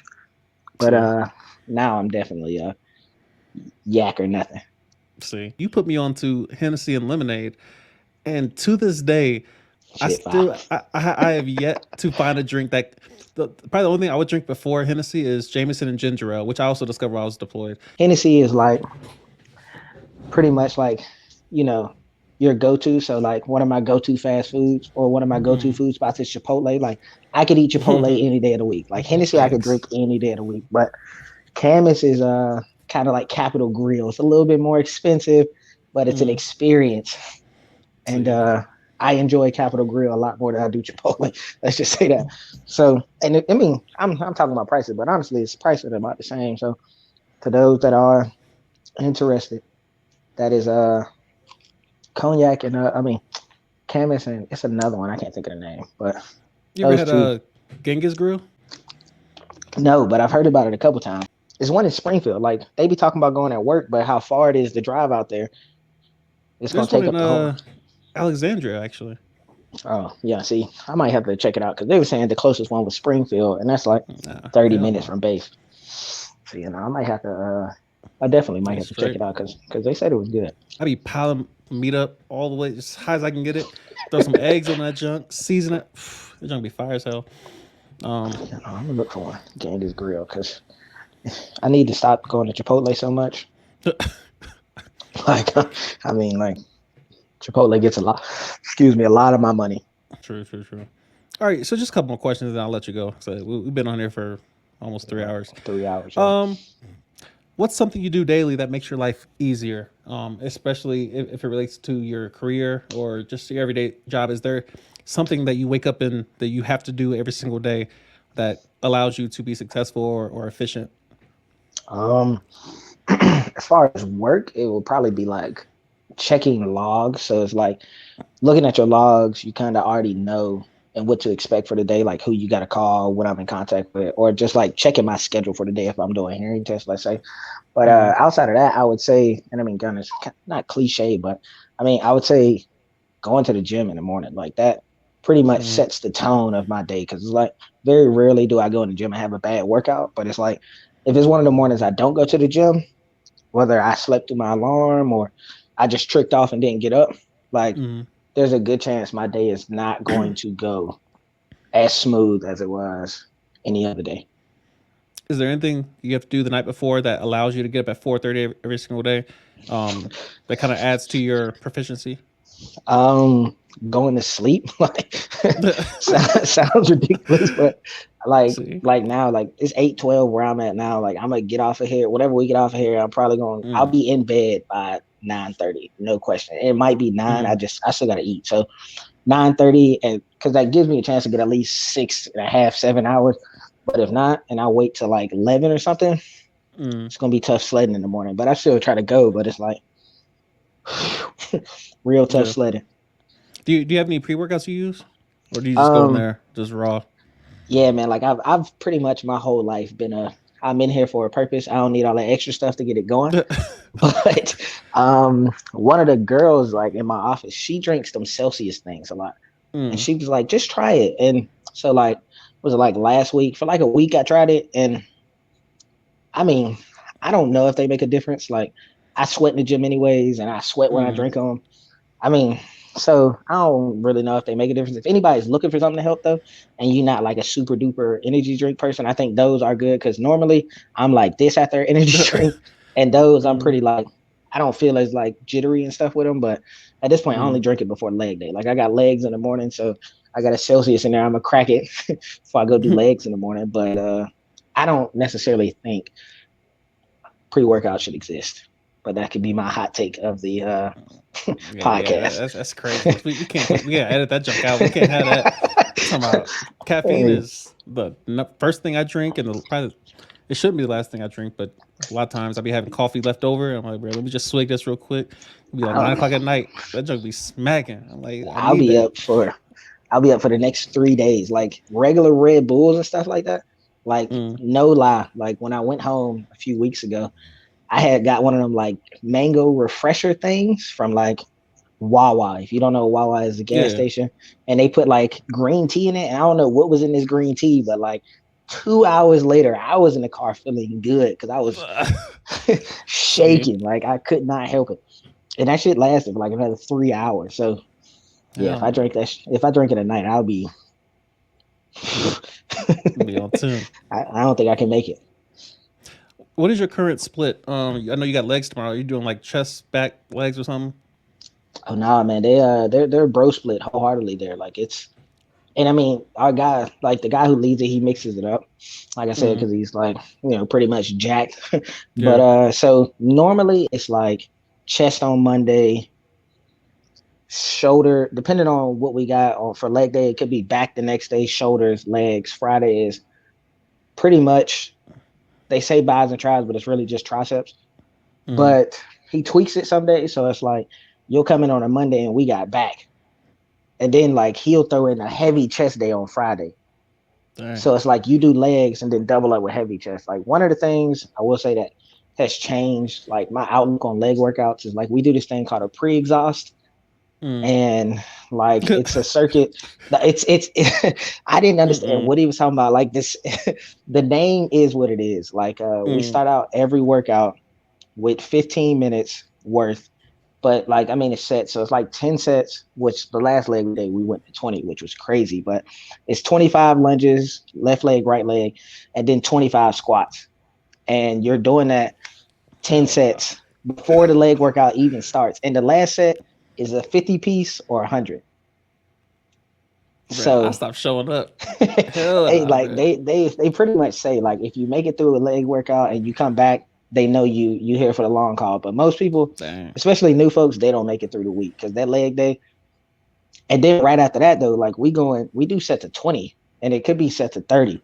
So you doing 6 sets of 20 leg press, 6 sets of 20 hack squat, 6 sets of 20 goblet, like whatever the squats, whatever the Hell workout no. is. So yeah, like we get it in. You're And pre-exhausting like my workout.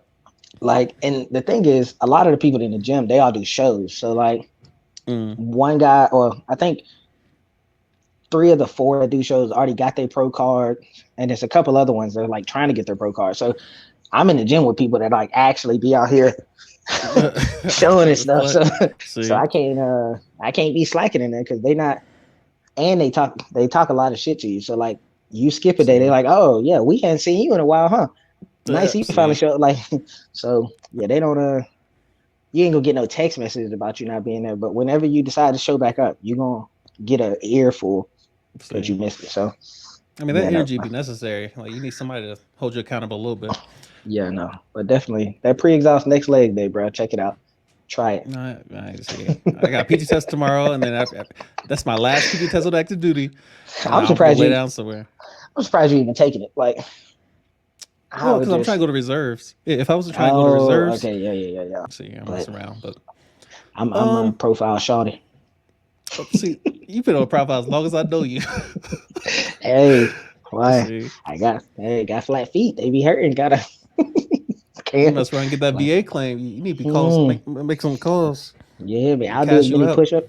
I'll do as many push-ups and sit-ups as you want. But running, See, relax.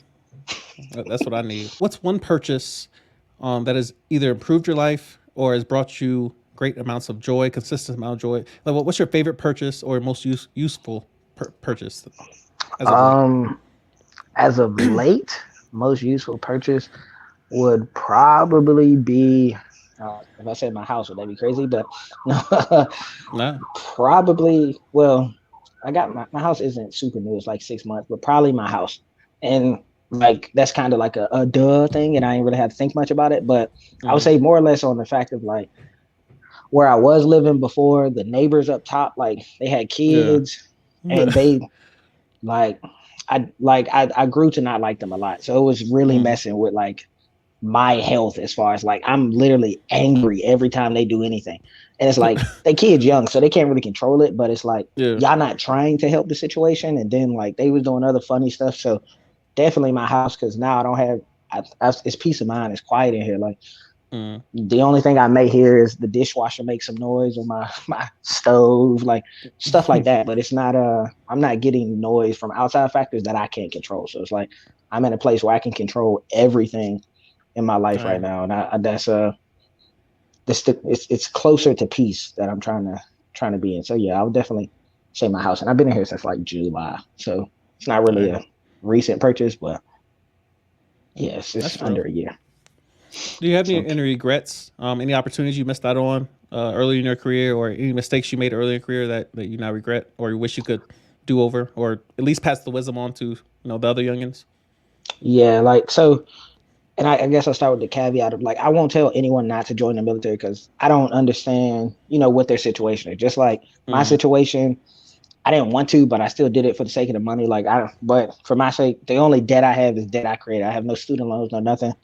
Mm. I got a newer car, but like that's gonna be paid off. My house, I'm working on trying to pay that off. So it's like all the debt I've incurred or accrued has been mine. I Mm. would say early on, I tricked off on a lot of money, especially being here. Like Mm. you don't realize how Facts. much money you making until like you actually sit there and break it down. But if you come anywhere in the DMV, it could be anywhere, right? But Yeah. specifically here, like having a roommate, you should be able to stack a lot of money. But like I Easy. spent a lot of money early on like partying, liquor, just nonsense, like not and just not Mm. being like not understanding the amount of money that I was making. So like since the last deployment, I got a lot more serious about my money and how to manage it and stocks and whole Mm. nine, and that definitely has brought a lot more joy to my life. So anything I can say, as far as anything I can say to the younger folks, especially joining, Mm. save your money and I'm not saying don't have fun, but understand what's fun long term wise, because I was at a place where I could have got out the military 2 years ago, 3 years ago,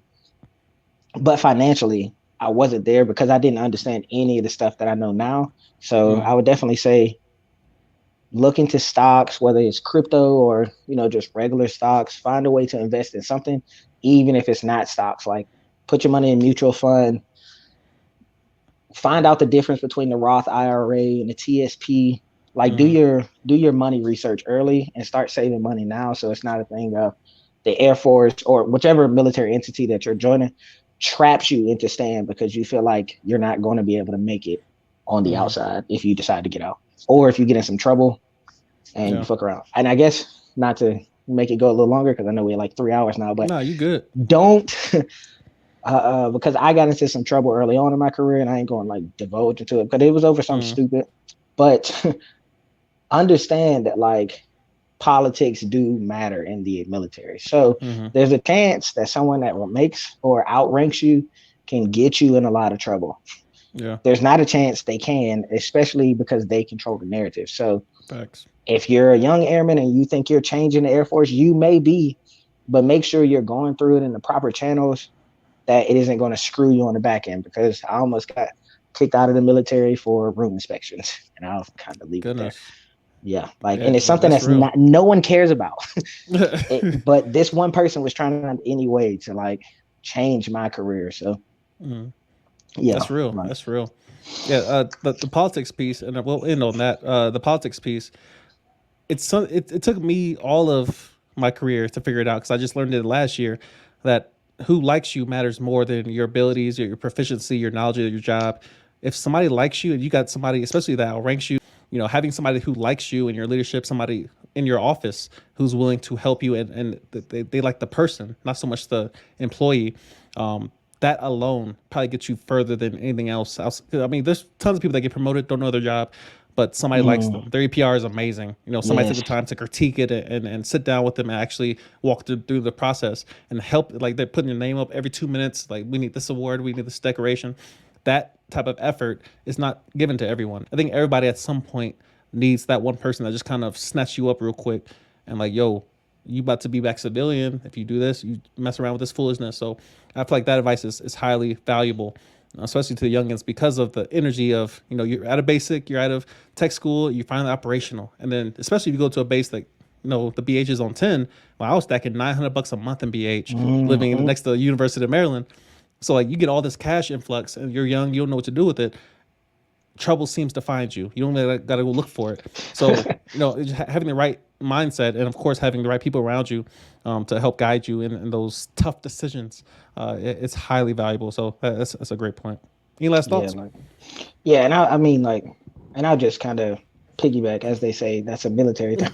Piggyback on what you're saying, like kind of how I was saying earlier, like in my situation now, where like my work ethic hasn't changed, I'm still the same person, but now I'm getting awards and I'm up for a lot of Mm, things, and more than likely I'm going to get the 5 strat for mm, whatever, like the must promote, yeah. whatever the case, like. But I'm no different than what I was earlier. It was just the amount of people around me that actually care now versus me fighting for my life early on as a career. And I was young, so I didn't necessarily understand how to move. So definitely it, man. But outside of that, I appreciate you, brother. This was love.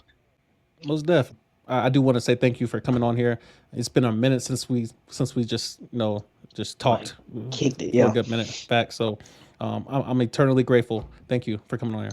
Oh yeah, man. I appreciate you. And like in a couple months, years, or whatever, I'll be back, man. Like Most this is def. love. So yeah, I'll be back. You're definitely welcome on here anytime you got a topic you want to debate or you saw something in the news and like, oh, this would be dope to talk about. Obviously, you're always good here. Bet that, bro. I got you. Bet. All right, y'all. Thanks for listening. Thanks for watching. And yeah, I'll catch y'all next one.